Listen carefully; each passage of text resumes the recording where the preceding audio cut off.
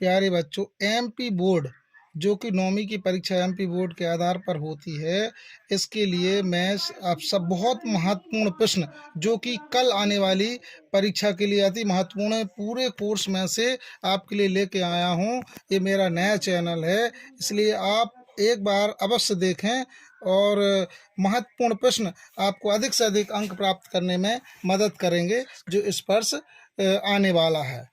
तो आप देखें और उसके बाद इस चैनल को सब्सक्राइब करें, जिसलिए मैं और आगे भी आपको वीडियो भेजता रहूं। आज देखें और कल की परीक्षा में अधिक से अधिक अंक पाएं। देखें, पहला क्वेश्चन है जो कि 7 अंकों का आने वाला है।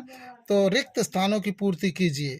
तो रेखी बहुपद में चर की अधिकतम घात, रेखी बहुपद में एक होती है, इसलिए अच्छे से रट लें, एक, जो मैंने पूरा हल शायद कर दिया है। दूसरा प्रश्न है, अशून्य अचर पद की घात सदैव शून्य होती है। ये भी याद रखें, इसमें क्या है, अचर है, चर की एक होती है परंतु अचर की शून्य होती है। तीसरा क्वेश्चन है, बहुपद में चर की घात सदैव खालिस्तान संख्या होती है। तो इसको अपन ले पूर्ण संख्या। पूर्ण संख्या क्या कहलाती हैं?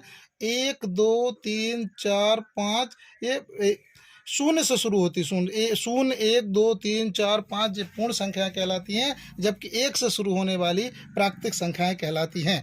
अब देखें चौथा क्वेश्चन, बहुपद में सबसे बड़े घात वाले घातांक को बहुपद की घात कहते हैं। इसमें समीकरण रहता है, उसमें सबसे बड़ी घात को ही लिखा जाता है। पांचवा क्वेश्चन है, सरल रेखा का वह भाग जिसका एक बिंदु हो किरण कहलाता है। इसके बारे में मैं आपको पहले जानकारी दे दूं, जिसका एक अंत बिंदु होता है उसे किरण कहते हैं।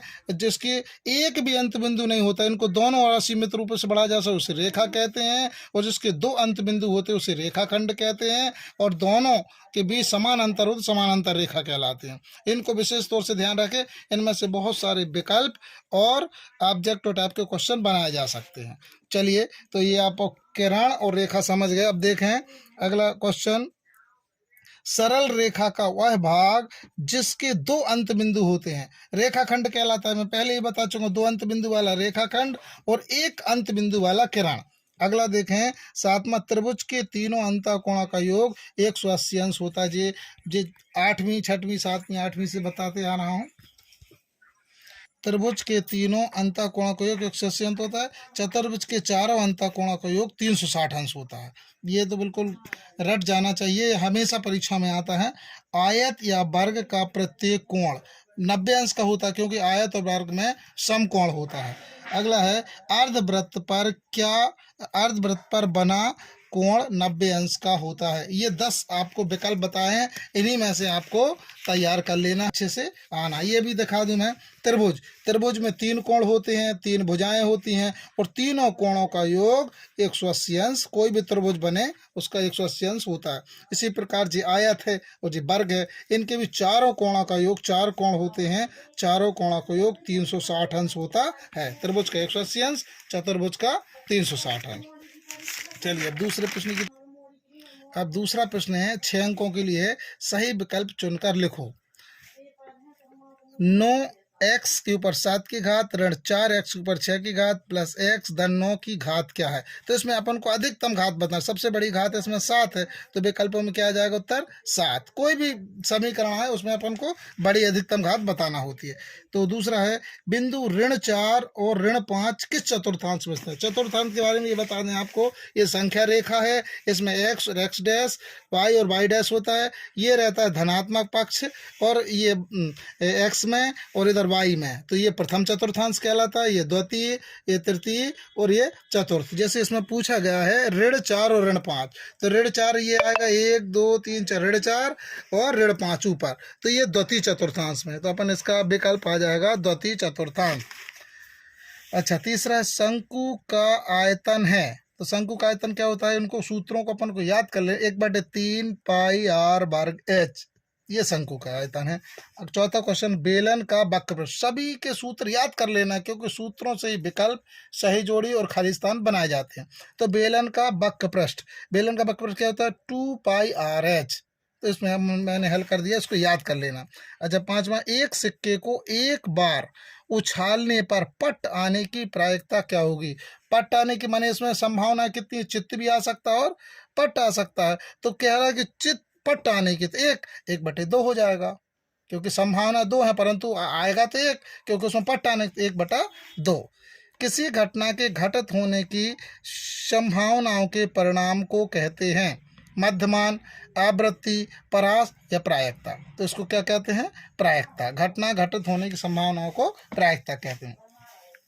नेक्स्ट क्वेश्चन है, लूडो की छकड़ी में सम अंक आने की प्रायिकता होगी। तो सम अंक कितने हो सकते हैं लूडो में? क्योंकि 1 से 6 तक 2, 4, 6 ये 3 सम अंक हैं, तो अपन संभावनाएं कितने होते? टोटल 6 हैं, तो 3/6 काट देंगे। अब 3 एकम 3, 3 दूनी 6, इसका आगे 1/2, तो जो 1/2 वाला विकल्प है ये वाला, तो ये आ जाएगा 1/2। अच्छा, विषम अंक आने की प्रायिकता उसी प्रकार विषम अंक कौन कौन से हैं? 1, 3 और 5। तो ये भी कितने हुए? 3। संभावित उत्तर 6। 3/6, 3 एकम 3, 3 दूनी 6, 1/2। विषम अंक जैसे सम अंक की वैसे विषम अंक, इसकी भी हो जाएगी 1/2। तो ये हो गए आपके 6 अंक के सही विकल्प। इसके बाद अच्छा, तीसरा प्रश्न सही जोड़ी जो 6 अंक की आने वाली है, जो नए कोर्स पर आधारित है आपको। तो देखिए, 90 अंश से कम माप वाला कोण, क्योंकि ब्रिज कोर्स से भी इस बार बहुत सारा अंकों का आने वाला है, जो आपने 8वीं 6वीं 7वीं में पढ़ा है और 9वीं। 90 अंश से कम माप वाला कोण, तो इसको सही जोड़ी मैंने बना दी है न्यून कोण। और 90 अंश के बराबर माप वाला कोण क्या कहलाता है? ठीक, 90 अंश कोण को सम कोण, और 90 अंश से अधिक और 180 अंश से कम वाले कोण को सरल कोण या ऋजु कोण कहते हैं। अब त्रिभुज में कोण कितने होते हैं? 3, क्योंकि 3 कोने होते हैं, तो 3 कोण। त्रिभुज की 3 भुजाएं समान हो उस त्रिभुज को समबाहु त्रिभुज कहते हैं। अच्छा, आयत का क्षेत्रफल बराबर सूत्र क्या है? लंबाई गुणित चौड़ाई। तो ये हमने सही बनाई, आपको गलत बनी रहेगी उसको आपको सही बनाना पड़ेगा। तो ऐसी जोड़ी बनाए आप। नेक्स्ट क्वेश्चन है, सत्य असत्य बताइए। ये भी 6 अंक आने वाला है, तो इसमें एक एक महत्वपूर्ण अंक है। तो वर्ग अंतराल 90 और 100 में 90 वर्ग की निम्न सीमा है। इसमें निम्न सीमा कहलाती है पहले, और आखिरी वाली बड़ी सीमा कहलाती है उच्च। तो इसमें लिखा है सत्य, तो निम्न सीमा क्या है? 90 है, तो ये सत्य है। वर्ग अंतराल 10 और 15 में 15 वर्ग की निम्न सीमा, तो ये असत्य है, क्योंकि इसमें निम्न सीमा 10 है और उच्च सीमा 15 है। तीसरा, किसी घटना की प्रायिकता का मान ऋणात्मक भी हो सकता है, असत्य, ऋणात्मक नहीं हो सकता। नेक्स्ट, किसी निश्चित घटना की प्रायिकता सदैव एक ही होती है, सत्य है, एक निश्चित घटना तो एक होगी। अच्छा, अगला, प्रत्येक प्राकृतिक संख्या एक पूर्ण संख्या हो सकती है, सही है, क्योंकि प्राकृतिक संख्या 1, 2, 3, 4 और पूर्ण संख्या 0 से शुरू होती है। अच्छा, x के ऊपर 5 की घात, ऋण x के ऊपर 4 की घात, धन 3 की घात 5 है। तो देखो, सबसे बड़ी घात 5 है, जो अभी पहले बता चुके हैं हम, तो ये सत्य है। इस प्रकार से ये 6 अंकों का सत्य असत्य हुए। अब अपन चलते हैं 7 अंक के क्वेश्चन पर, क्योंकि 32 नंबर के ऑब्जेक्टिव टाइप के क्वेश्चन आना है, और 32 अगर 80 में से आपको 32 मिल रहे हैं तो आप पूरे पास हो सकते हैं। तो चलिए अपन देखते हैं, समय ना गमाते हुए। एक वाक्य में उत्तर लिखिए, केवल 2 ही पदों वाला बहुपद क्या कहलाता है? द्विपदी, क्योंकि अपन ने एक पदी, द्विपदी, त्रिपदी तीनों पढ़े हैं, तो द्विपदी। दूसरा है, किसी पासे को फेंकने पर 7 अंक आने की प्रायिकता क्या होगी? 0, क्योंकि पासे में 6 अंक होते हैं, इसलिए 6 से 7 ज्यादा दिया, इसलिए 0 होगी। अच्छा, हेरोन का जन्म कहाँ हुआ था? तो ये अलेक्जेंड्रिया मिस्र में, इसको याद कर लेना, ये अक्सर आता रहता है। अगला है, बेलन के वक्र पृष्ठ का सूत्र लिखो। तो बेलन के वक्र पृष्ठ का सूत्र है 2πRh, याद रख लें इसको, 2πRh। एक शब्द में उत्तर, एक वाक्य में उत्तर सूत्रों पर आधारित ज्यादा होते हैं।